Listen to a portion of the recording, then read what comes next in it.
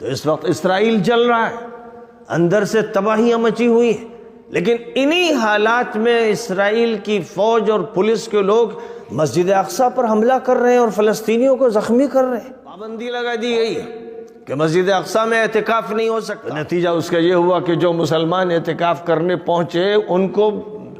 طاقت کے بلبوتے پر نکالا گیا، ان کو مارا گیا۔ شہر القدس کو مسلمانوں سے خالی کر دیا جائے گا، ان کے مکانات توڑ دیے جائیں گے، بلڈوزر چلا دیے جائیں گے، ان کو یہاں سے بے گھر کر کے اردن میں ڈھکیل دیا جائے گا، اور نعوذ باللہ ثم نعوذ باللہ مسجد اقصیٰ کو دھماکے سے اڑا دیا جائے گا، اور اس کے بعد دجال کا جو قصر ہے وہ قائم کیا جائے گا، اور جو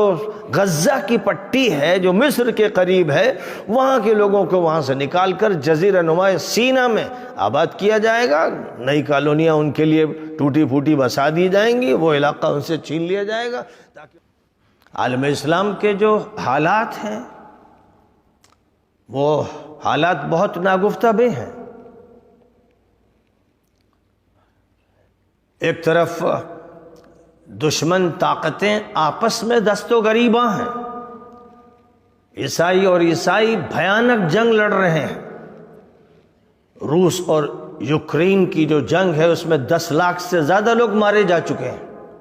اور 1.5 کروڑ لوگ در بدر پھر رہے ہیں، بے گھر ہوئے، چلا وطن ہوئے۔ اور روسی بھی عیسائی ہیں، پوتن آرتھوڈکس عیسائی ہے اور وہ اپنی عیسائیت کا چرچا کر رہا ہے، اور یوکرین کے لوگ کیتھولک عیسائی ہیں، اور اتفاق سے یوکرین کے جو صدر ہے وہ یہودی ہے۔ تو وہاں یہودی بھی جمع ہے اور عیسائی بھی جمع ہے، لیکن عیسائیوں کا وہ طبقہ جو اپنے کو آرتھوڈکس کہتا ہے اور یہ کہتا ہے کہ ہم ہی برحق عیسائی ہیں، اور جو لوگ کیتھولک ہیں وہ منحرف ہیں، اور جو پروٹسٹنٹ ہیں وہ بھی منحرف ہیں۔ یہ 3 بڑے فرقے ہیں عیسائیوں میں، چھوٹے چھوٹے فرقے تو بہت ہیں۔ تو ایک بھیانک جنگ اس وقت یورپ میں چل رہی ہے، ایک طرف ایشیا کی ایک طاقت ہے اور ایک طرف یورپ کی طاقت ہے، اور اس میں امریکہ بالواسطہ جنگ کر رہا ہے۔ تو اس وقت روس اور امریکہ کی جنگ چل رہی ہے، اور ایک دوسری ٹھنڈی جنگ روس اور چین کی چل رہی ہے، چین کی اور امریکہ کی چل رہی ہے، اور امریکہ کے ساتھ پورا یورپ ہے، یوکرین کے ساتھ پورا یورپ ہے جو اس جنگ میں یوکرین کی مدد کر رہا ہے، جس کا نتیجہ یہ ہے کہ پورا یورپ اس وقت سخت ترین خطرات سے دوچار ہے، جو کبھی نہیں ہوا تھا یورپ میں۔ یعنی پہلی جنگ عظیم اور دوسری جنگ عظیم کے بعد کے سالوں میں وہ ہوا کہ لوگ بے روزگار ہیں، کتنے لوگ ہیں جن کو کھانا نہیں مل رہا ہے، بجلی نہیں فراہم ہوتی ہے،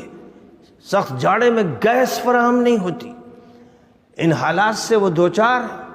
اور احتجاج ہوتے ہیں، مظاہرے ہوتے ہیں، عوام سڑکوں پہ۔ تو ایک طرف یہ جنگ ہے، اور ایک طرف اسرائیل میں ہیجان ہے، موجودہ جو حکومت ہے اس کے خلاف لاکھوں عوام سڑکوں پر ہیں، اور حکومت قوانین میں تبدیلی کرنا چاہتی ہے، اور اسرائیل کے عوام ان تبدیلیوں کے لیے تیار نہیں۔ حکومت چاہتی ہے کہ تورات پر مبنی نظام قائم کیا جائے، یعنی خالص یہودی نظام برپا کیا جائے۔ عوام کہتے ہیں کہ ہمیں لادینی نظام چاہیے۔ عوام کی اکثریت لادینی نظام کی عادی بن چکی ہے، وہ مادر پدر آزاد ہے، پوری دنیا میں انہوں نے بدماشیاں پھیلائیں، تو ظاہر ہے کہ ان کا بھی گھر جلنا تھا۔ تو اس وقت اسرائیل جل رہا ہے، اندر سے تباہیاں مچی ہوئی ہیں، لیکن انہی حالات میں اسرائیل کی فوج اور پولیس کے لوگ مسجد اقصیٰ پر حملہ کر رہے ہیں اور فلسطینیوں کو زخمی کر رہے ہیں۔ اور صرف وہ تو ہمیشہ کے دشمن ہیں، وہ ایسا کر رہے ہیں، تو ظاہر ہے کہ 1948 سے وہ یہی کرتے رہے۔ ہزاروں فلسطینیوں کو انہوں نے شہید کیا اور لاکھوں کو بے گھر کیا، لیکن جو بات بہت ہی زیادہ افسوسناک ہے، المناک ہے، کہ اسرائیلیوں کے ساتھ فلسطین کی وہ حکومت جو سیکولر حکومت کہلاتی ہے، وہ بھی شامل ہے. یعنی مغربی کنارے کی جو حکومت ہے، جو پہلے یاسر عرفات کے ہاتھ میں تھی اور اب ابو مازن کے ہاتھ میں کہلاتی ہے، اس شخص کے ہاتھ میں کہلاتی ہے کہ جو اسی لادینی راستے پر چل رہا ہے، اس کی جو پولیس ہے، اس کا جو انتظامیہ ہے، وہ بھی اسرائیل کے ساتھ مسلمانوں پر مظالم کرتا ہی رہتا ہے اور مسجد اقصیٰ میں جانے سے روکتا ہے، مسجد اقصیٰ میں اعتکاف کرنے سے روکتا ہے. پابندی لگا دی گئی ہے کہ مسجد اقصیٰ میں اعتکاف نہیں ہو سکتا. رمضان المبارک میں اعتکاف کرنے پر پابندی لگا دی گئی، اور اس پابندی میں اردن کی حکومت شامل ہے، جو حضرت حسن کی اولاد ہونے کا دعویٰ کرتے ہیں اور نسب کے اعتبار سے وہ جا کر حضرت حسن سے ملتے ہیں، لیکن اسرائیلیوں کے وہ ایجنٹ ہیں اور ان کی حکومت قائم ہی ہوئی. جو شریف حسین غدار تھا، جس نے عثمانی حکومت کا خاتمہ کرنے میں مدد کی تھی، یہ وہ شخص تھا جو حسنی تھا، لیکن اس نے امت کے ساتھ غداری کی اور عثمانیوں کے خلاف انگریزوں سے مل کر بغاوت کی، اور اسی کے نتیجے میں یہ چھوٹی سی حکومت اردن کی دی گئی. لیکن یہ حکومت انگریزوں کی ایجنسی کا کام کرتی رہی اور ساتھ ہی ساتھ اسرائیلیوں کی ایجنسی کا کام کر رہی. اور عجیب بات ہے کہ ایک دوسری حکومت مراکش میں ہے، وہ بھی حسنی کہلاتی ہے. تعجب ہوتا ہے کہ کیسی عجیب آزمائش ہے، وہ بھی اسرائیل نواز ہے، وہ بھی یہودیوں کے ساتھ. مراکش کی حکومت بھی یہودیوں کے ساتھ، اردن کی حکومت بھی یہودیوں کے ساتھ. اور ابھی جو فیصلہ ہوا، باقاعدہ ایک معاہدہ ہوا، اس میں اردن کی پولیس بھی شامل اور یہ فلسطین کی ناجائز حکومت، لادینی حکومت بھی شامل اور اسرائیل کی حکومت شامل. تینوں کی حکومت اور تینوں کی پولیس کے ذریعے یہ بات طے کی گئی کہ مسجد اقصیٰ میں اعتکاف نہیں کرنے دیا جائے گا. تو نتیجہ اس کا یہ ہوا کہ جو مسلمان اعتکاف کرنے پہنچے ان کو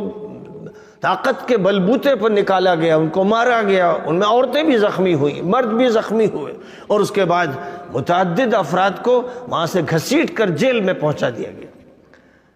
یہ صورتحال سرزمین فلسطین میں، شہر القدس میں، مسجد اقصیٰ میں ہے. اور آپ جا کر ذرا ان حکومتوں کا جائزہ لے لیجئے جو خاندانوں کے نام سے ہیں یا علاقوں کے نام سے ہیں، کہ یہ سعودی حکومت ہے، یہ امارات کی حکومت ہے، یہ کویت کی حکومت ہے، یہ بحرین کی حکومت ہے، یہ مصر کی حکومت ہے، یہ تیونس کی حکومت ہے. یہ ایسے مجرموں کی حکومتیں ہیں جو بے غیرت بھی ہیں، بے حمیت بھی ہیں، بزدل بھی ہیں، ایجنٹ بھی ہیں، جن کا کام دشمنوں کی ایجنسی کا ہے.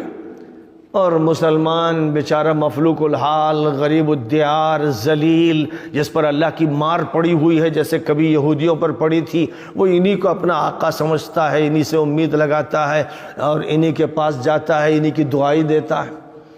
وہ ان سے توقع رکھتا ہے. تو یہ بڑے بڑے ملک موجود ہیں جن کے پاس فوجیں ہیں، ہتھیار ہیں، دولت کی ریل پیل ہے، اور ایک چھوٹی سی مملکت اسرائیل کے نام سے ناجائز اور حرامی مملکت ہے، اور وہ فلسطین کے مسلمانوں پر، نمازیوں پر، اعتکاف کرنے والوں پر ظلم کر رہی ہے. لیکن ان میں سے کسی میں یہ غیرت نہیں ہے کہ وہ دھمکی ہی دے دیں، زبان ہی سے کچھ کہہ دیں. ان کا حال یہ ہے کہ وہ ان سے دوستیاں رکھتے ہیں، پینگے بڑھاتے ہیں، تعلقات قائم کرتے ہیں، اور انہوں نے صدی کا سودا، جس کو صفقۃ القرن عربی میں کہتے ہیں اور سینچری ڈیل اس کو انگریزی میں کہتے ہیں، صدی کا سودا کیا ہے، جس سودے میں یہ بات خفیہ طور پر طے کر لی گئی ہے کہ شہر القدس کو مسلمانوں سے خالی کر دیا جائے گا، ان کے مکانات توڑ دیے جائیں گے، بلڈوزر چلا دیے جائیں گے، ان کو یہاں سے بے گھر کر کے اردن میں ڈھکیل دیا جائے گا، اور نعوذ باللہ ثم نعوذ باللہ مسجد اقصیٰ کو دھماکے سے اڑا دیا جائے گا، اور اس کے بعد دجال کا جو قصر ہے وہ قائم کیا جائے گا، اور جو غزہ کی پٹی ہے جو مصر کے قریب ہے، وہاں کے لوگوں کو وہاں سے نکال کر جزیرہ نما سینا میں آباد کیا جائے گا. نئی کالونیاں ان کے لیے ٹوٹی پھوٹی بسا دی جائیں گی، وہ علاقہ ان سے چھین لیا جائے گا تاکہ پورا فلسطین اسرائیل کے ہاتھ میں آ جائے. اور اس کے بعد اسرائیل کی وہ حکومت جس کا نقشہ ان کے کیپٹل کے آفس میں موجود ہے کہ نیل سے فرات تک، وہ نقشہ یعنی مصر سے عراق تک ان کا قبضہ ہو، یہ پورا خطہ ان کے ماتحت ہو۔ اور جب عراق تک نیل سے ہوا تو پھر یہ پٹی جو ہوئی وہ شمال میں ہوئی، اور شمال کے نیچے تک پھر یہ سارا جزیرۃ العرب ان کے ہاتھ میں ہو۔ وہ یہ پلاننگ کر چکے ہیں، جس کے نتیجے میں نعوذ باللہ وہ دن مسلمانوں کو خطرہ یہی ہے کہ دیکھنا پڑے گا کہ مسجد اقصیٰ ڈھا دی جائے گی، اور اس کے بعد یہ جس کو سعودی عرب کہتے ہیں جاہل اور احمق، اس پر وہ قابض ہوتے چلے جائیں گے۔ صرف مدینہ اور مکہ کو چھوڑ دیں گے کہ مسلمان جو ہے وہ نماز کی ٹکر مارتے رہیں اور طواف کرتے رہیں، اس کو نہ چھیڑو تاکہ ان کی عبادت میں خلل نہ ہو۔ باقی پورے ملک پر وہ قبضہ کرنے کی تیاریاں کر چکے ہیں، اور عملاً ان کا قبضہ ہے کیونکہ انہی کی فوجیں ہیں۔ جو فوجیں تحفظ کر رہی ہیں ان مجرم حکومتوں کا، وہ فوجیں امریکہ کی ہیں، اور امریکہ میں ظاہر ہے کہ یہودی اور صہیونی ہی اصل غالب ہے، انہی کے ہاتھ میں زمام کار ہے اور باغ ڈور ہے۔ تو یہ سب صورتحال ہے۔